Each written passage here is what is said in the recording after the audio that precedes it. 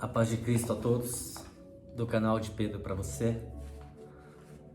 Vamos de Bíblia, vamos de Palavra de Deus. Fica comigo nesse vídeo, não pula, não adianta, compartilhe ele com o máximo de pessoas que você puder. Eu tenho certeza que essa mensagem em algum momento vai ter um impacto significante na tua vida, na tua trajetória, no teu ministério e em várias áreas da sua vida. Evangelho, segundo escreveu João, no seu capítulo de número 11, vai dizer assim no verso de número 4: E Jesus, ouvindo isto, disse: Esta enfermidade não é para a morte, mas para que a glória de Deus, para que o Filho de Deus seja glorificado por ela. Complicado. E é por isso que você precisa, se quiser dar uma pausa e buscar uma água, fazer alguma coisa, faça. Porque não sei se você tem estrutura para ouvir isso, mas terá, porque vai ser importante. Primeira coisa que é interessante saber disso aqui: 3 versículos antes, a Bíblia vai começar dizendo que em uma aldeia lá em Betânia, 3 irmãos, a saber, Maria, Marta e Lázaro, eram conhecidos amigos de Jesus. Só que um certo Lázaro, esse, estava acometido de uma enfermidade. Suas 2 irmãs pegam um dos seus serviçais e diz: vai até Jesus, vai até Jesus, vai até Jesus, vai até Jesus. Diz para ele: vai até Jesus e diga a ele que aquele que ele ama está enfermo. E eu começo agora a parafrasear em cima desse contexto antes da fala de Jesus. Primeiro, quando você professa sua fé, quando você aceita Cristo, quando você aceita Jesus, você precisa cumprir alguns requisitos básicos para isso. E o primeiro de todos eles é se esvaziar de si. A Bíblia vai dizer: aquele que quiser vir após mim, renuncie-se a si mesmo, toma sobre si a sua cruz e me siga. Então, quando você começa a seguir a Jesus, você abre mão de primeiro homem, de Adão, que era aquele que era criatura, foi feito do pó da terra, que começou todas as coisas, que saiu do fôlego de vida de Deus, das narinas de Deus, aquele boneco formado, ponto. Mas teve todas as chances do mundo para ter um paraíso à sua disposição e foi derrotado pela sedução de algumas palavras, a saber, do adversário e por intermédio de Eva, e descumpriu um preceito de Deus, de obediência. Primeiro mandamento de Deus, obediência. Descumpriu isso. E a partir daí, quando você nasce como Adão. E quando você aceita Jesus, você abre mão do direito que Adão conquistou lá no Éden, que é o do livre arbítrio. Ou seja, eu faço o que eu quero, eu ando onde eu quero, eu vivo como eu quero, eu faço aquilo que eu quero. Ninguém coloca nada na minha cabeça, ninguém coloca nada no meu coração, ninguém muda a minha opinião, eu sou desse jeito e pronto, você é Adão. Você conquistou o direito de ser carne. Você conquistou o direito de ser humano, de ser todos os estrangeiros que você já sabe, falho, blá blá blá, essas coisas todas aí. Eu erro porque eu sou humano, eu falho porque eu sou humano, errar humano, não, tá aí, você é Adão. Você é vítima do seu sucesso, você conquistou isso lá no paraíso. E vem um outro ponto agora. Quando você passa a fazer parte desse ciclo de Jesus, Jesus diz assim: já não vos chamo mais de servos, mas de amigos, porque já não vos tenho ocultado nenhum segredo. Quando você faz parte desse rol aí de Cristo, de Jesus, de você andar com Ele, como quando Ele chamou os 12 apóstolos, você está dizendo: agora não vivo mais eu, Cristo vive em mim. Então agora eu não quero mais saber da vida de Adão, eu quero saber a vida de cristão de Cristo. Não sou mais discipulado por Adão, agora sou discipulado por Cristo. Então você parte do preceito de que aquele que quer vir após Cristo deve renunciar a si mesmo, tomar sobre si a sua cruz e segui-lo. Então, seguir a Cristo, andar com Cristo, viver com Cristo, é uma tarefa extremamente complexa. Por quê? Porque você tem que matar não um gigante a cada dia, não um leão por dia, mas você tem que matar as suas vontades todos os dias. Sair dessa conveniência que você vive, dessa vida de conforto que você vive, essa vida perfeitinha que você desenhou na sua cabeça, mas que te consome, porque algo lateja em você dizendo: tá legal, tá bonito, tá confortável, tá isso, mas não é isso que Deus tem para mim. Lembra do que ele falou para Abraão? Sai da tua terra, no meio da tua parentela, e vai no lugar que eu vou te mostrar. Servir a Deus é difícil, porque você tem que abrir mão de coisas que você muitas vezes até ama. Ou você acha que Abraão ele não amava a família dele?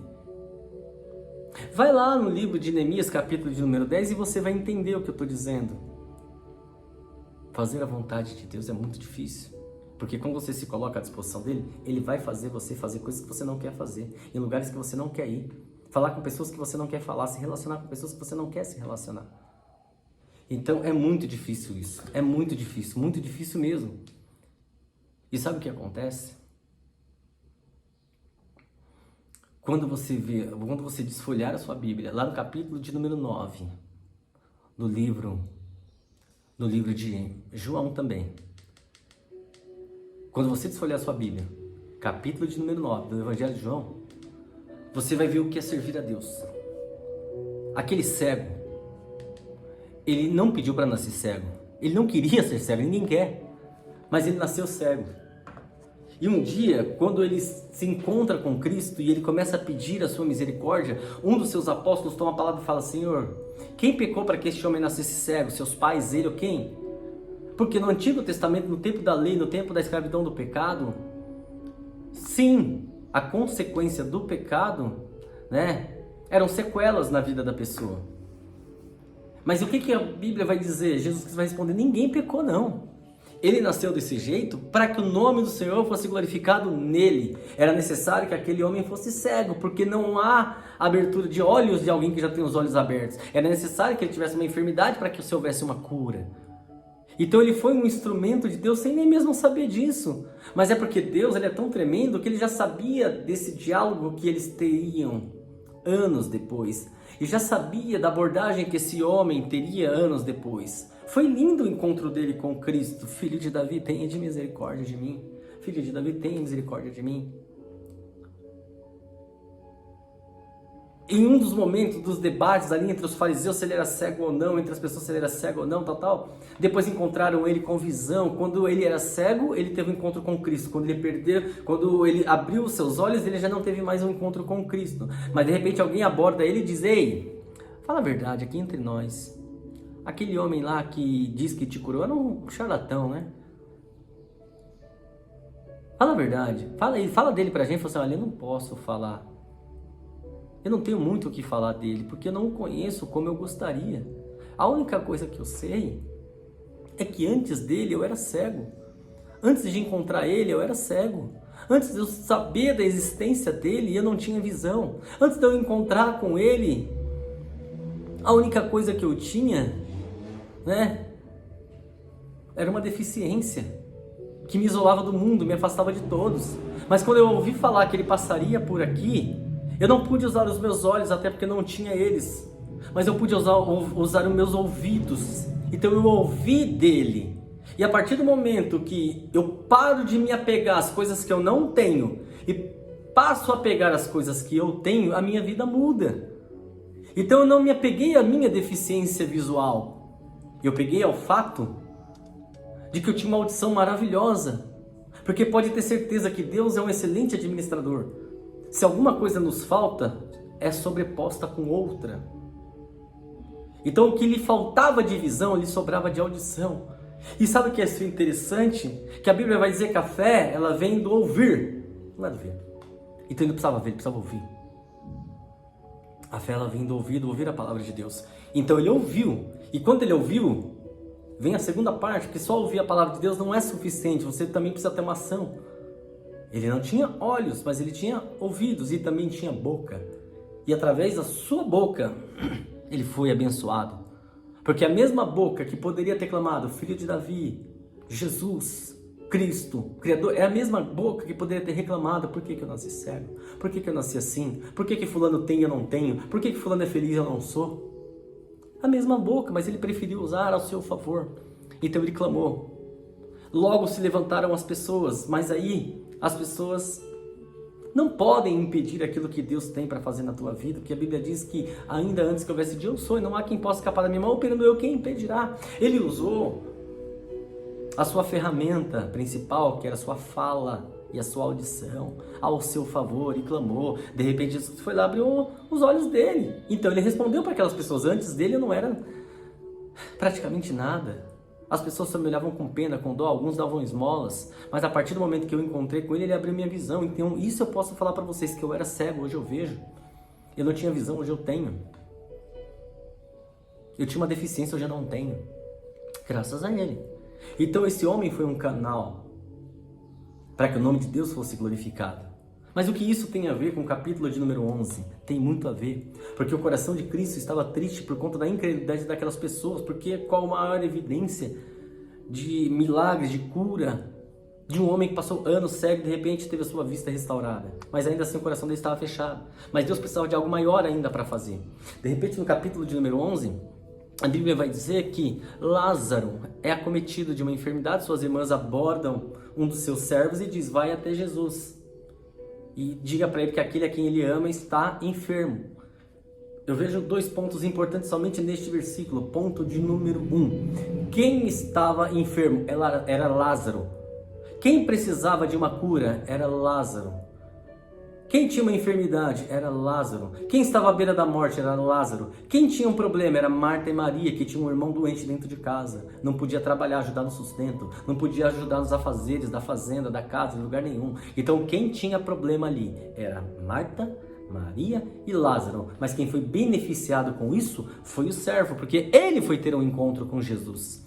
Parou de trabalhar, largou o seu trabalho, largou seus afazeres, largou sua família, largou tudo para ir atrás de Jesus. Muitas vezes dentro dele, poxa, não está dentro do meu contrato de trabalho que eu tenho que ficar indo atrás de profeta. Mas não, ele foi, ele obedeceu e foi. E quando ele encontra com Jesus, ele dá o recado exatamente como elas passaram. Olha que interessante. Para que esse homem tivesse um encontro com Jesus, fosse necessário que Lázaro ficasse enfermo. Talvez se Lázaro não ficasse enfermo, esse homem nunca teria um encontro com Jesus. Olha como Jesus Cristo trabalha, e você muitas vezes reclama. E muitas vezes as pessoas acham que pregar é só estar em cima de um altar, é só estar em cima de uma tribuna, é só estar numa mídia social. Não. Lázaro pregou pelo simples fato de estar enfermo, ele ficou enfermo. A pregação dele foi essa, porque essa pregação dele levou aquele homem até Cristo. Quando ele chega até Cristo, ele tem um encontro com Jesus. A Bíblia não vai dizer o que acontece a partir daí, mas eu posso assegurar para você que a vida dele nunca mais foi a mesma, porque depois que você encontra com Jesus, a sua vida nunca mais é a mesma. A partir daí, Jesus Cristo, ele começa a sua peregrinação até onde aquelas mulheres estão. Porém, a Bíblia vai dizer que no meio dessa peregrinação, ele olha para os discípulos e diz, Lázaro dorme. Do nada. Então, eles tomam a palavra e dizem, se ele está dormindo, ele está bem. Jesus fala abertamente, ele está morto. Um dos apóstolos toma a palavra e diz, poxa, se ele está morto, o que a gente vai fazer lá? Vamos nós morrer também? O interessante é que quando esse discípulo falou, ele falou para os codiscípulos. O que eram codiscípulos? Codiscípulos eram aqueles que eram disciplinados ou discipulados pelos discípulos. Jesus Cristo, lá no capítulo de número 10 do livro de Mateus, ele manda os apóstolos irem ganhar almas, saírem e pregar. Então, vieram recrutadores atrás deles, recrutados, vieram atrás deles, passando a ser codiscípulos, porque foram discipulados pelos apóstolos. Então, ao invés dos apóstolos estimularem, falarem de Cristo, opa, oh, glória, vai vir mais um milagre, vai vir mais uma bênção, não. Eles colocaram os discípulos para baixo. É igual quando você entra numa igreja, num trabalho, e as pessoas falam, isso aqui é uma porcaria, você está vendo aqui, meu amigo, já já você vai estar desmotivado. Foi a mesma coisa. Mas a Bíblia vai dizer que Jesus Cristo, ele vai lá e fala. Ele continua a sua peregrinação e continua indo lá, mesmo com todos contrariados. Por quê? Porque Jesus Cristo precisava disso daí. Quando ele chega ali, vem uma das irmãs correndo, desesperada, enquanto a outra está em casa, tranquilo. E diz, aquele que tu amas está morto. Se o Senhor tivesse chegado antes, ele não teria morrido. Tá. Passa, ele continua andando. Chega outra irmã, mais tranquila, mas diz a mesma coisa. Se o Senhor estivesse aqui, meu irmão não teria morrido. Algumas pessoas vão entender de uma forma negativa isso, dizendo, olha, poxa, elas estão julgando Jesus, estão querendo ensinar Jesus, meu Deus. Não, elas estão dizendo que elas confiavam na cura que Jesus Cristo estaria para o seu irmão. Existe uma coisa muito importante nessa parte que você precisa entender, que existem experiências com Cristo que você vai adquirir com o tempo. Então a fé delas era uma fé limitada à cura. E até isso foi importante, Lázaro foi importante até para isso, porque com a sua enfermidade e a sua morte, as suas irmãs aprenderam que Jesus Cristo ele não apenas cura, ele também ressuscita.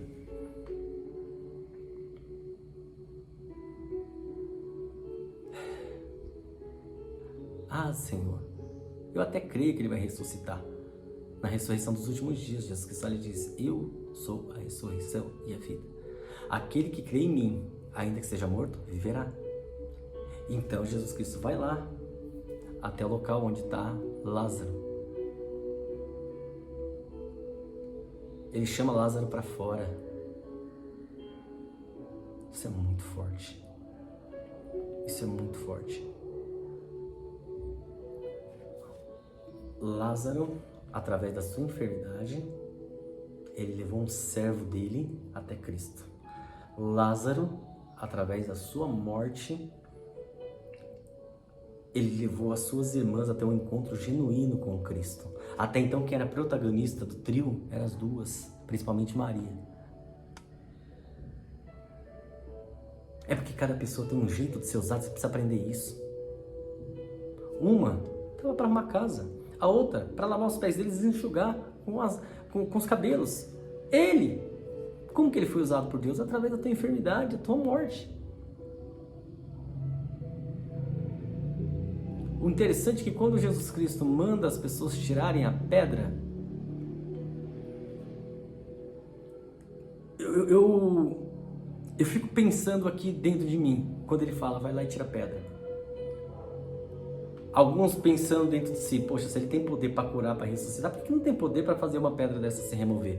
É porque a pedra que Jesus Cristo precisava tirar não era da morte de Lázaro. A pedra que Jesus Cristo precisava tirar era da sua própria morte, que aconteceria lá na frente. E ele fez isso justamente para esses que pensaram isso na sua própria ressurreição. Vocês achavam que não tinha poder para tirar pedra? Eu tenho. Mas é porque essa pedra é de Lázaro, ele mesmo tem que tirar. A mim eu tiro. Quando eles tiram uma pedra, sobe aquele odor, aquele cheiro. Então começa novamente a descrença.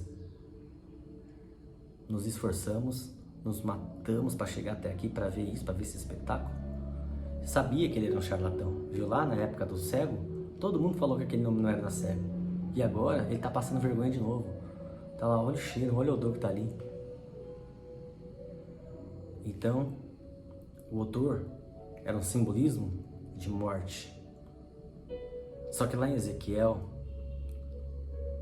vai dizer assim, ó, filho do homem, põe-te de pé e te farei ouvir as minhas palavras. Lázaro se levanta e continua aquela descrença, porque ele ainda estava dentro ali daquela cisterna. Cisterna é lugar de prisão, calabouço. E quem serve a Deus não fica preso. Conhecereis a verdade vos libertará. Mas lembra do que foi falado para Ezequiel? Filho do homem, põe-te de pé porque eu te farei ouvir as minhas palavras. A fé vem do ouvir a palavra de Deus. Lembra do cego? Ele foi curado através da audição. Lázaro também não podia ver nada, que ele estava todo envolto. Mas ele podia ouvir. Tinha lacunas, tinha brechas. E que quando você ouve a voz de Deus, você não ouve de um ouvido natural, você ouve de um ouvido sobrenatural. Então Lázaro ouviu. E de repente veio aquela voz de fora para dentro, e Lázaro sabia de quem que era, porque ele era amigo de Jesus. Então só vai entender a voz de Jesus quem é amigo de Jesus. Aqueles dois homens lá no caminho de Emaús, estavam do lado dele, mas não conhecia Jesus, porque não fazia ideia de quem era. Então quando Lázaro ouviu aquela voz, sai para fora, imediatamente ele saiu. E saiu vivo, saiu andando. As irmãs caem em prantos, em lágrimas, todo mundo começa a gritar. Eu imagino a divisão que foi ali naquele momento de gritas. Farsante, charlatão. E outros, glória a Deus, aleluia, glória a Deus. Ou seja, quando você está na presença de Deus, você precisa se manifestar de alguma forma, esbanjar o teu sentimento, para que Ele mostre quem Ele é na tua vida. Mas o milagre ainda não estava completo. Tira tudo isso que tem nele, porque tudo isso que tem nele era para o tempo que ele estava morto. Agora eu vou dar uma nova vestimenta para ele, como o pai fez com o filho pródigo. E ele teve uma nova vestimenta, uma nova vida. E o mais interessante, vocês querem saber se ele está vivo ou não? Dá comida para ele, alimenta ele. Porque quem me serve, eu alimento. Quem me serve, eu sustento. Nunca vi um justo desamparado, nem a sua descendência mendigar o pão. Lembra dos corvos sustentando Elias? Lembra da viúva sustentando também o profeta? A viúva de Sareta? Lembra dos anjos levando o alimento para Jesus lá no deserto? Então é assim que ele faz. Como é que ele prova que ele é na tua vida? Ou ele te cura, ou ele te ressuscita, mas um milagre ele sempre vai fazer se ele chegar no ambiente. Basta você fazer como o cego e como Lázaro, ouvir a voz de Deus e obedecer. Ah, mas ele não curou Lázaro. Não. Porque a cura só ia manter a fé que as duas irmãs já tinham. Ele precisava de alguma coisa muito maior. Aquilo que os olhos não viram, que os ouvidos não viram, nem subiu ao coração do homem, é o que Deus tem preparado para aqueles que o amam. Palavra-chave para a cura de Lázaro e para a ressurreição de Lázaro. Foi o que aconteceu lá no começo. Quando as irmãs mandaram o servo até Jesus dizendo: aquele a quem tu amas está enfermo.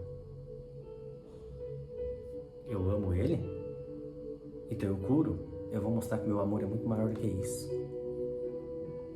E Lázaro mostrou a sua fidelidade também, porque ele se colocou à disposição de Deus. Se eu tiver que ficar enfermo para servir, eu vou ficar. Se eu tiver que morrer para servir, eu vou ficar. Através da ressurreição de Lázaro, a fé daquela casa nunca mais foi a mesma, e daquele servo nunca mais foi a mesma.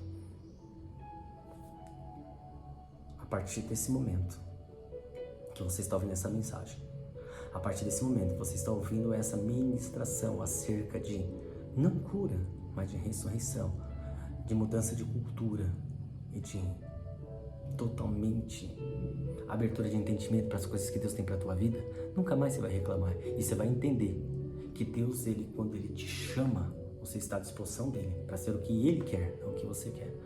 Fica com essa mensagem.